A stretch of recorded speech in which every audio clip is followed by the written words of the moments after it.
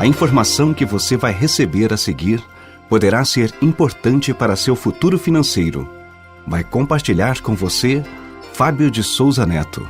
Fábio é economista e advogado, com especialização em administração de empresas na área de finanças e informática, pela Faculdade de Administração e Economia, hoje FAI Business School, em Curitiba, estado do Paraná.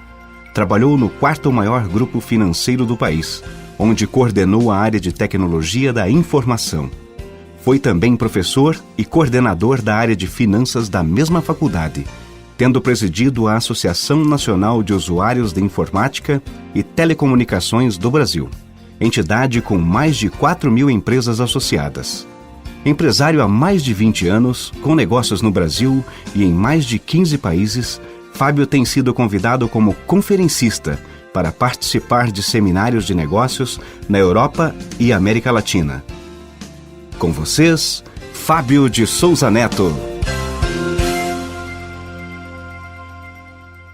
Bom dia! Antes de mais nada, gostaria de saudá-los e contar um pouco de minha experiência. 20 anos atrás, eu me encontrava trabalhando num grande banco, dirigindo uma das áreas de informática e lecionando finanças na faculdade onde eu tinha me formado. Foi quando, pela primeira vez, tomei conhecimento deste projeto. Num primeiro momento, fiquei um pouco cético, por ser um assunto bem diferente daquele com o qual eu estava acostumado a conviver, pois toda a minha formação até então tinha acontecido dentro do sistema educativo tradicional. Por outro lado, eu não quis dizer não para algo que não conhecia, pois em nossa vida sempre seremos frutos das decisões que tomamos, e nossas ações serão sempre consequência de nossos pensamentos e de nossas ideias. Sem novas ideias, dificilmente poderemos mudar os resultados que estamos tendo. Decidi, então, pesquisar a respeito do assunto e fiquei surpreso ao perceber que pessoas influentes a nível mundial apoiavam este projeto, assim como também empresas das mais conceituadas. Empresas como IBM, AT&T, Citibank, Ford, General Motors, Goodyear, Motorola, MCI, Apple. Pessoas como o presidente da Câmara de Comércio dos Estados Unidos, Richard Lester, como Donald Trump, Robert Kiyosaki, Charles King, este com doutorado em Harvard, e tantos outros mais. Essas informações estão disponíveis e poderão embasar uma boa decisão a respeito. Nós, talvez como vocês, estávamos trabalhando como empregado e não importa se você é advogado, médico, engenheiro, dona de casa, estudante, é quase certo que você encontrará nesta nossa atividade pessoas que faziam a mesma coisa que você está fazendo.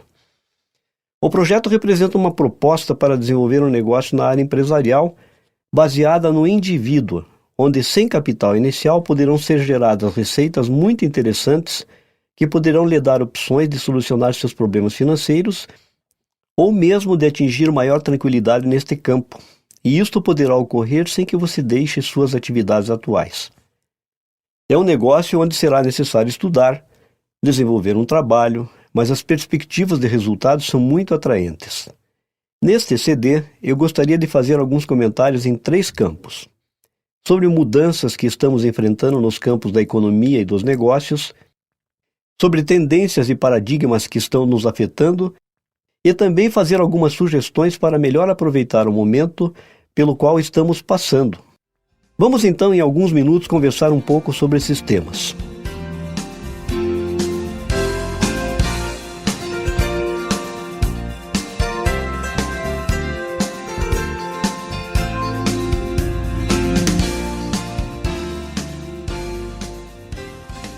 Para falar de economia, temos que falar de história.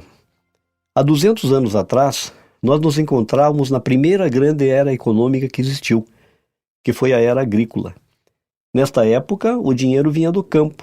O campo era o fator de produção, e o trabalho físico produzia recursos. Em seguida, entramos na era industrial. Surgiram as fábricas de automóveis e outras grandes indústrias, e o dinheiro começou a migrar do campo para outro setor. As pessoas que se mantiveram no campo começaram a pagar o preço da mudança, reduzindo sua renda. Há uma frase na ONU, em Genebra, dizendo que os países subdesenvolvidos de hoje são os que chegaram tarde à Revolução Industrial. E os países subdesenvolvidos de amanhã serão os que chegarem tarde à revolução tecnológica.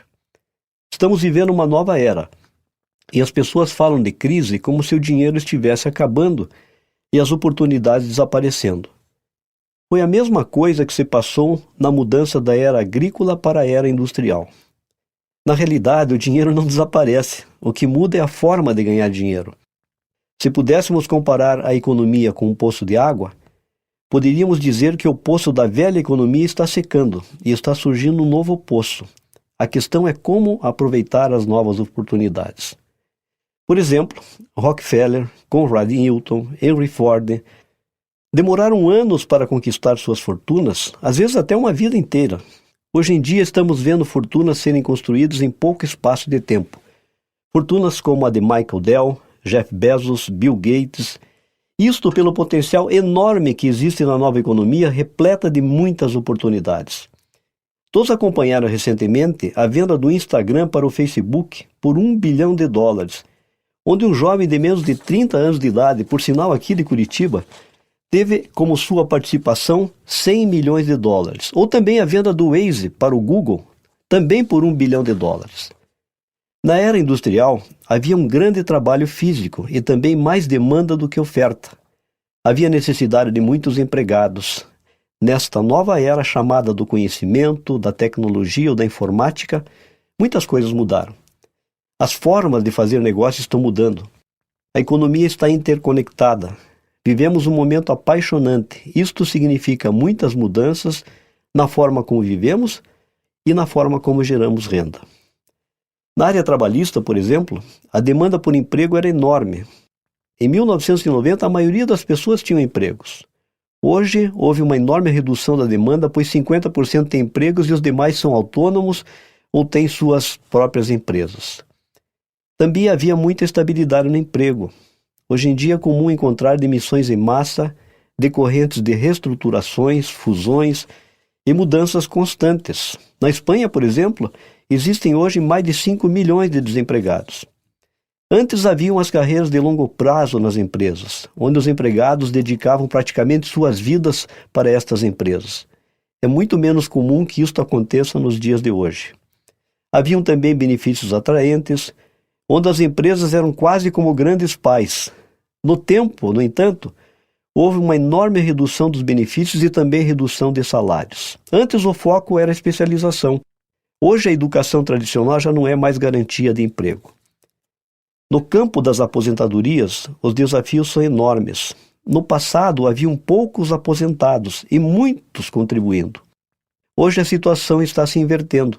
Por exemplo, nos Estados Unidos, em 1950, haviam 16 contribuintes para um aposentado. Em 1960, 5 contribuintes para um aposentado. Atualmente, 3 para 1.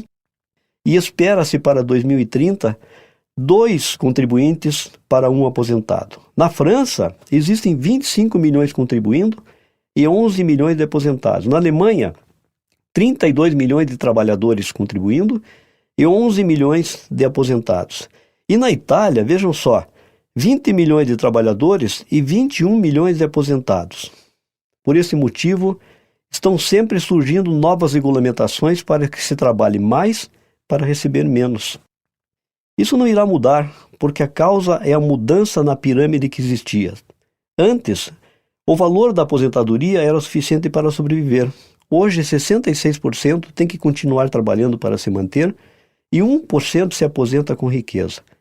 5% com qualidade de vida decente, sendo que os demais têm que continuar trabalhando ou vivendo com a ajuda dos demais. Pesquisa desenvolvida pela consultoria Century em 15 países coloca o povo brasileiro como o mais preocupado com a situação financeira após a aposentadoria, sendo que apenas 6% dos aposentados têm algum tipo de poupança para complementar a sua renda. Outra mudança forte está nas fontes de renda. Até 1960, as famílias se mantinham com apenas uma fonte de renda. Normalmente o pai trabalhava. Em 1990, eram necessárias 2 fontes, e hoje 70% necessitam 3 fontes de renda. Isto é impactante e torna-se necessário fazer algo mais para gerar renda. Durante séculos, a educação se manteve constante. ensinava-se o mesmo na maioria das universidades e colégios. Agora, as pessoas estão se dando conta de que a educação da era industrial já não funciona na era do conhecimento. Necessitamos uma educação empresarial que ensine sobre valores e princípios, sobre liderança, que tenha uma característica humanista, levando em conta a inteligência emocional. Torna-se necessário entender bem se somos empresários ou autônomos. E a diferença é que se sua empresa funciona sem sua presença física, você é realmente um empresário que alcançou a liberdade. O que você precisaria fazer para expandir seu negócio para outros países e mercados? Quanto lhe custaria? Qual seria a infraestrutura necessária? As mudanças envolvem ainda a generalização de imprevistos, onde a única certeza é que haverão mudanças. Globalização, economia de livre mercado, privatização maciça, cada vez mais pessoas trabalhando de sua casa, terceirização, trabalho em equipe, trabalho em redes, conforme pode ser visto no livro Economia Digital, desintermediação, virtualização, maior oferta do que demanda, onde o consumidor está cada vez mais com o poder.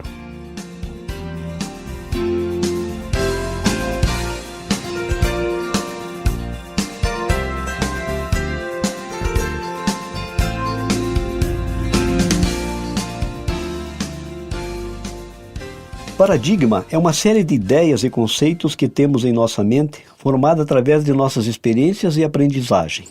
É um mapa pré-concebido que temos que precisa se ajustar com o tempo. Por exemplo, dizia-se que a Terra era plana. Quando Galileu defendeu que a Terra não era o centro do universo, quase lhe cortaram a língua.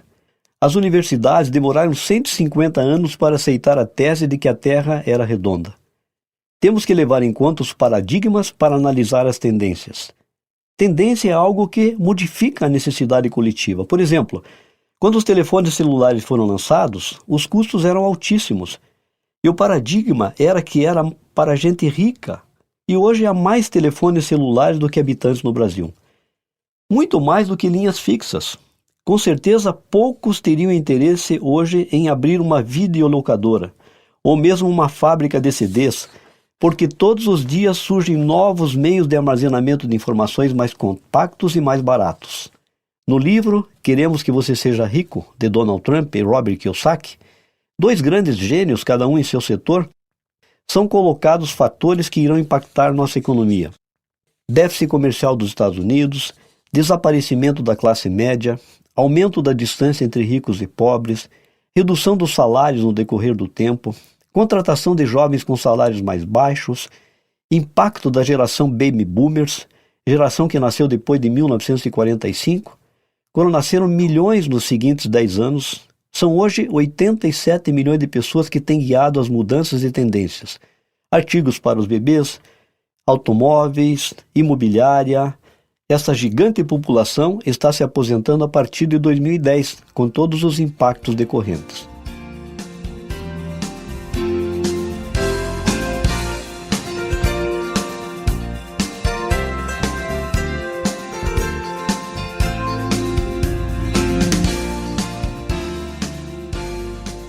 Há muitos anos atrás foi escrito um livro com o título A Parábola do Aqueduto, onde se conta a história da necessidade de água para atender os habitantes de uma cidade. Surgem duas pessoas para dar uma solução. A primeira compra todos os baldes e começa imediatamente a trazer água do rio para atender a população. A segunda, no entanto, constrói um aqueduto e assume a venda da água em toda a cidade, com a possibilidade de expandir o sistema para outras cidades. Isto mostra a possibilidade de diferentes resultados ante uma mesma situação, entre trocar o tempo por dinheiro ou criar um sistema que dê origem à renda. O renomado autor Robert Kiyosaki comenta em vários de seus livros sobre o quadrante do fluxo de caixa, mostrando que existem 4 maneiras básicas de gerar renda, ou seja, como empregado, autônomo, dono de negócio ou investidor.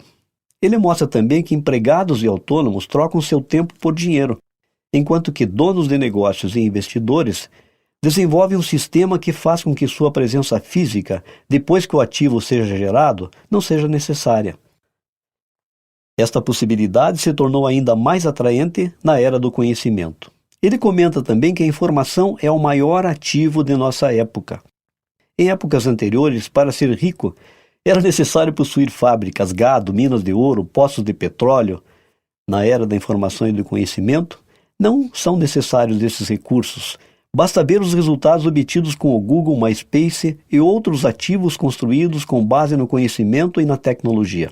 Da mesma forma, informação obsoleta, superada e inadequada produz gente pobre. Eis algumas características da oportunidade e que mostram por que o projeto pode ser interessante. Ser dono do próprio negócio, investimento mínimo sem risco, tempo parcial conservando sua atual atividade, capacitação e informação empresarial com valores e princípios de liderança. Esta última parte é de suma importância porque serão informações recebidas de pessoas com resultados concretos na atividade, diferentemente do que pode ocorrer no programa de educação convencional, onde muitas vezes aqueles que ensinam são empregados.